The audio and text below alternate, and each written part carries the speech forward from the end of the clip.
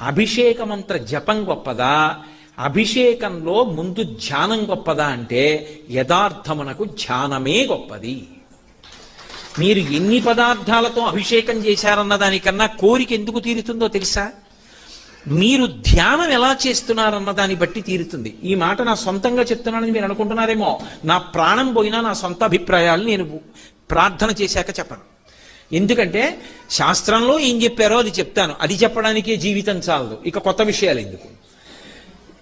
ఆపాతాళ నభస్థలంత భవన బ్రహ్మాండమా విస్ఫురత్ జ్యోతిస్ఫాటికలింగమౌళి విలసత్పూర్ణేందువంతామృతై అస్తోకప్లుతమేకమీశమదిశం రుద్రాను వాకాన్ జపం ధ్యాయేత్ ఈప్సిత సిద్ధయే ధ్రువపదం విప్రోభిషించేచ్చివం.